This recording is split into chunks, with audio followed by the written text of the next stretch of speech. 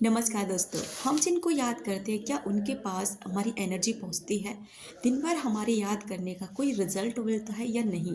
या फिर ऐसे ही हम पागलों की तरह उस इंसान को याद करते रहते हैं, मैनिफेस्ट करते रहते हैं, लेकिन क्या उन लोगों पर जरा सा भी इन चीज़ों का असर होता है या नहीं? या फिर हम ऐसे ही पागलपंती में उसको याद कर रहे होते हैं? दोस्तों, इस वीडियो के अंदर आपको इन सवालों के सभी जवाब मिलने वाले हैं।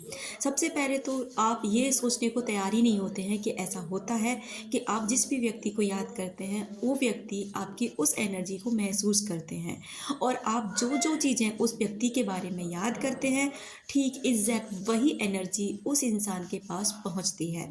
ये बात पूरी तरह से सच है।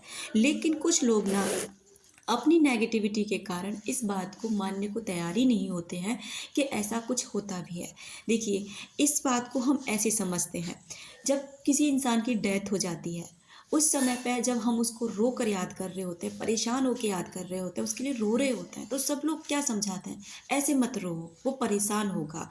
ऐसे मत रो, वो अभी उसका अंतिम संस्कार हो रहा है, इस समय उसको मतलब अग्नि दी जा रही है, इस समय अगर तुम ऐसे रोओगे तो वो उसको फील होगा और वो और भी दुखी होगा। कैसे? जबकि वो तो जा चुका है इस दुनिया से, उसकी बॉडी भी जल चुकी है, तो फिर उसे कैसे महसूस होगा? क्योंकि वो एक एनर्जी के रूप में अभी भी ब्रह्मांड में है। उसकी एनर्जी इस चीज़ को महसूस कर रही है कि हम उसके लिए रो रहे हैं, हम उसके लिए तड़प रहे हैं, लेकिन उसकी ना आने की कोई भी ऐसी जरिया नहीं रह बचती है जो वो व्यक्ति हमारे पास लौटकर आ सके, हमें भी बता सके कि वो ये चीज़ें महसूस कर रहा है। और इसलिए शायद हम ये चीज़ें नहीं समझ पाते हैं कि ऐसा कुछ भी होता है, लेकिन हमारी द्वारा भेजी गई एनर्जी, हमारे द्वारा भेजे गए विचार वो व्यक्ति तक पहुंचते हैं। तो जिस व्यक्ति को आप याद कर रहे हैं वो तो भी जिंदा है ना, वो इसी दुनिया में है ना, तो वो व्यक्ति भी जब आपको याद करता है ना, तो आप भी उसके वाइब्रेशन को कैच करते हैं। और जब उसके द्वारा भेजे गए वाइब्रेशन कैच करते हैं तो आपको कुछ अच्छा फील नहीं होता है। आप एकदम से उदास हो जाते हैं, आप एकदम से ना बहुत गंदा फील करते हैं। आपको फील होता है जैसे कि पता नहीं आपके साथ क्या हो रहा है, आपका दिल नहीं लग रहा है, आपको अजीब फील हो रहा है। ठीक उसी तरह जब आप यहाँ से उस व्यक्ति के लिए एनर्जी भेजते हैं, उस व्यक्ति को जब याद करते हैं, तो वो एनर्जी भी उस व्यक्ति तक पहुँच जाती है, बिल्कुल ऐसे जैसे भी जिस भी स्थिति में आप याद कर रहे हैं।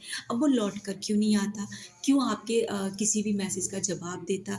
क्यों आप उसका वेट कर रहे हैं फिर भी वो आपको नहीं आपके पास लौट रहा है?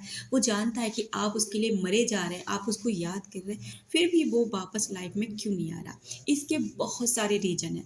पहला रीज़न, आप जो भी एनर्जी यहाँ से भेज रहे हैं ना, नेगेटिव वाली, वो व्यक्ति फ़ील कर रहा है।